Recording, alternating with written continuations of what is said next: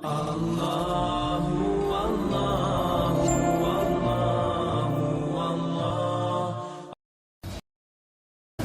seorang sahabat bernama Umair bin Hamam.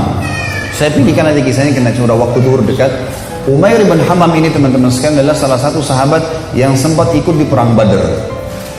Waktu Nabi sudah atur pasukan, musuh sudah depan mata, ini tinggal pecikan takbir perang nih.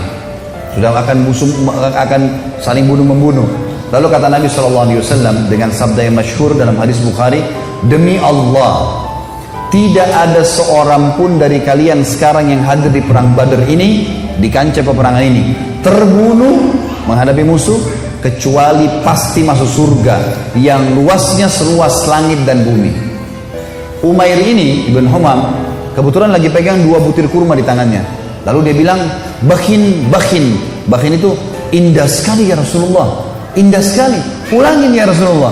Kata Nabi SAW, demi zat yang membunuh-bunuhku dalam agama, maksudnya demi Allah, tidak ada seorang pun dari kalian di sini yang terbunuh di kancah peperangan sekarang ini, perang Badar, kecuali pasti masuk surga yang luasnya seluas langit dan bumi. Umair mengatakan bakhin dengan semangat dia. Maka kata Nabi SAW, kata Nabi, kenapa Umair? Kenapa kau bilang bakhin? Maksudnya indah sekali ya Rasulullah. Kata Umair, ya Rasulullah, aku tinggal masuk ke medan perang ini, dibunuh oleh mereka orang-orang kafir ini, masuk surga tanpa hisab, seluas langit dan bumi. Kata Nabi SAW, iya. Kata Umair, itulah sebabnya saya mengatakan bakhin ya Rasulullah, saya akan kejar tuh. Baik, Umair ini rupanya dia manggil kurma, dia kunyah nih, sudah mulai pecikan tangan, Allahu Akbar, sudah mau saling nyerang nih. Umair makan dulu kurmanya, ada 2 butir kurma.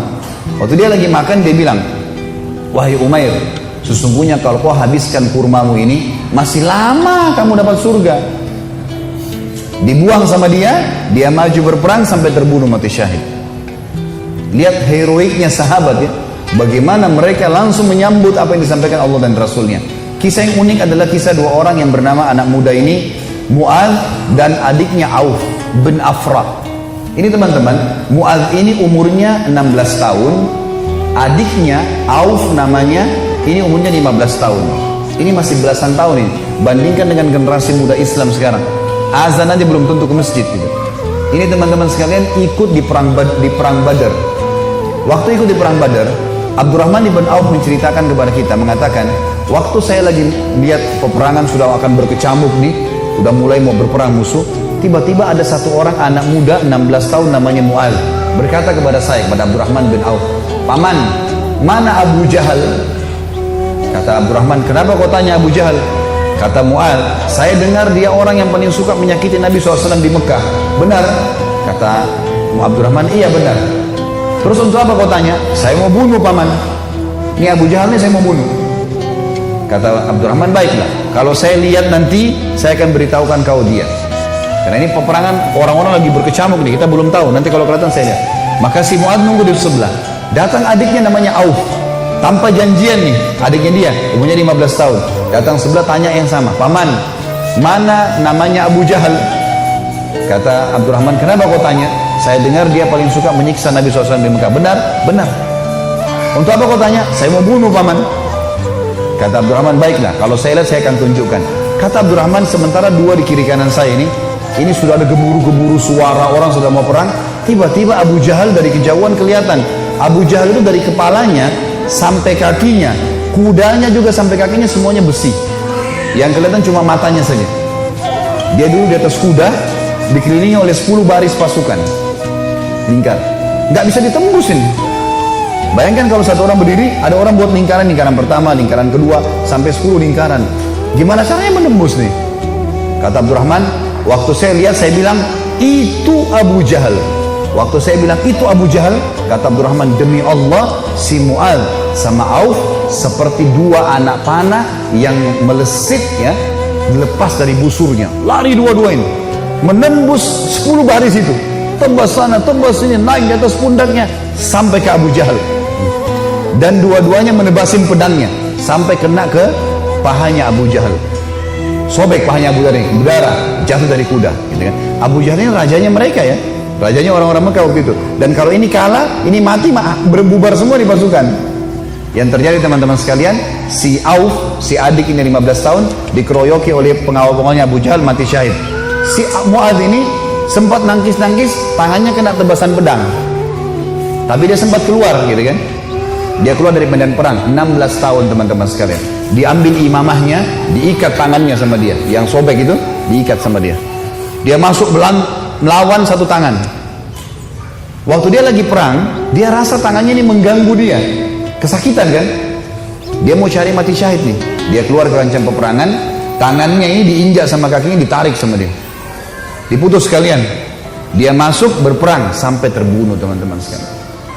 15 sama 16 tahun yakin mati di medan perang, ini adalah syahid. Gak ada rasa takut sama sekali. Ini luar biasa bagaimana. Kisah yang lain Abu Dujana. Abu Dujana radhiyallahu anhu ini sahabat Nabi, pernah begini, Syammah namanya dia Syammah ya. Beliau pernah ini Nabi SAW pegang pedang di perang Uhud. Udah masuk waktu? Hah? Hah?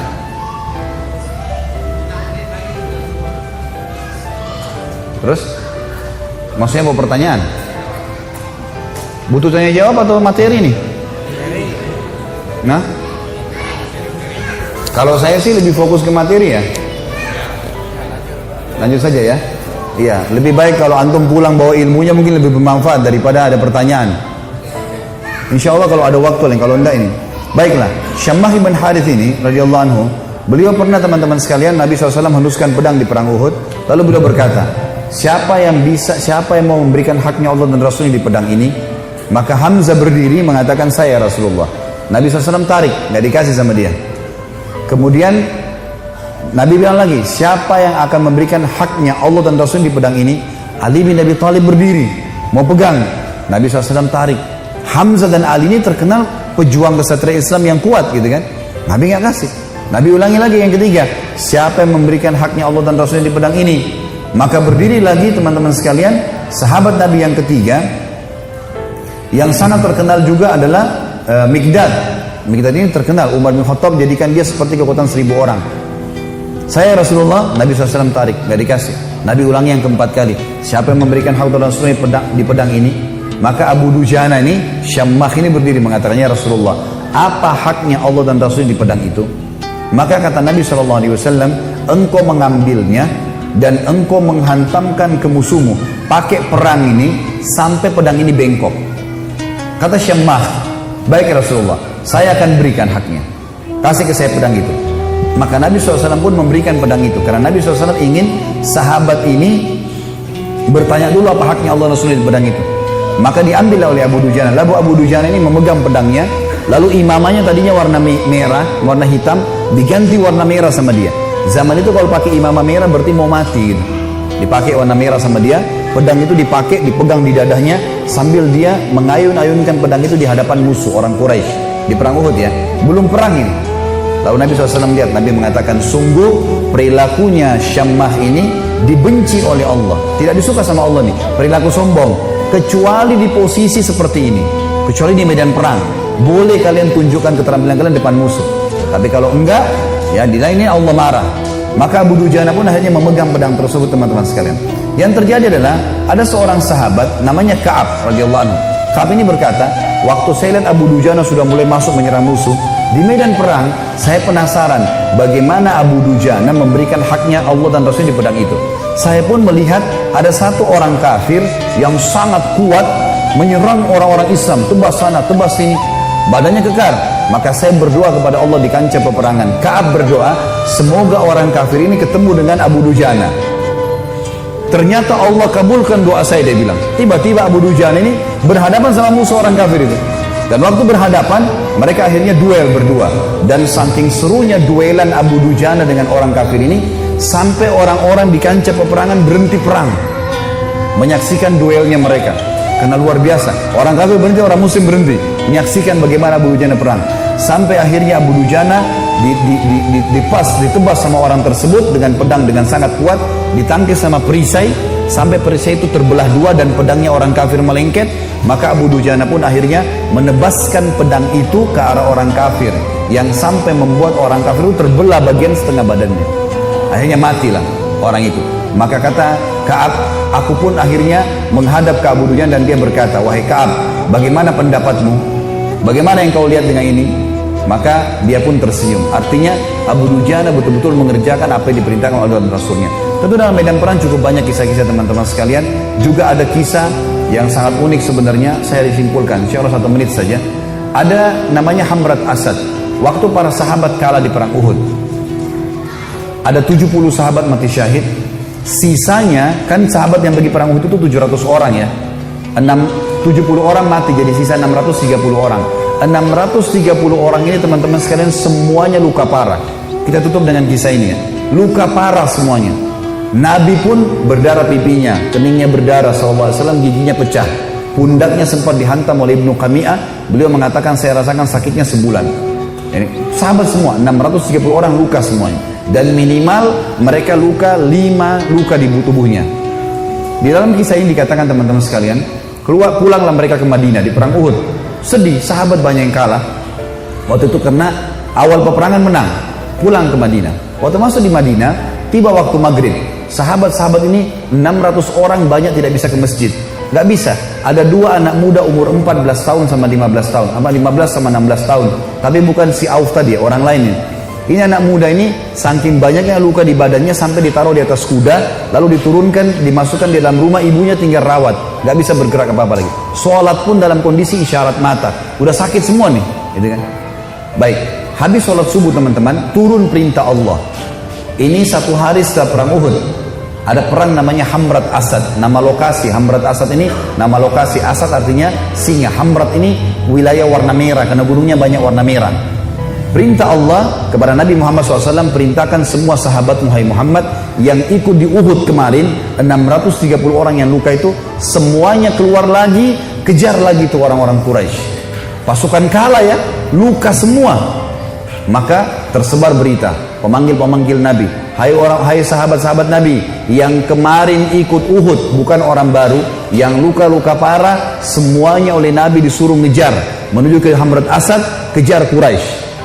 Maka sahabat-sahabat banyak, diantaranya Usaid bin Khudair, ada yang lagi nempel daun untuk mengeringkan lukanya, dicabut sama dia. Sami'na wa ata'na, kami patuh dan tenang. Dicabut semua luka-luka mereka yang tempel-tempelan, mereka pergi sambil ngalir darah. Ada 2 orang anak muda 15 sama 16 tahun. Ini di sini di riwayat tidak disebutkan namanya, yang tertidur di atas ranjang, ibunya ngerawat, sholat pun dengan isyarat mata. Waktu dengar ada orang teriak, wahai yang hadir kemarin di Uhud, semuanya tidak terkecuali telah turun perintah Allah kepada Rasulnya Muhammad SAW untuk mengejar Quraisy. Tidak satu orang pun boleh tinggal di Madinah. Luka parah. Maka adik kakak ini bersebelahan tidurnya. Kakaknya bilang, wahai adikku, tidak mungkin kita tinggal di atas ranjang begini sementara panggilan Rasulullah ada 16 dan 15 tahun ini. Maka kata adiknya, bagaimana caranya kak? Kita nggak bisa bergerak nih. Apa kata kakaknya? Demi Allah, saya akan seret kamu sekali, kamu seret saya sekali, sampai kita menjawab panggilan Allah dan Rasulnya. Luar biasa. Saya waktu baca kisahnya sampai netes air mata teman-teman sekalian. Luar biasa. Dan akhirnya mereka seret-seretan sampai tiba di depan Nabi SAW. Ada yang berdarah, ada yang ini. Terutama 2 anak muda ini naik di atas kuda itu sambil diseret jalan ya. Waktu mereka diseret semua pada nangis lihat. Ini luar biasa orang ini. Dan akhirnya sahabat ini semuanya pergi ke sana.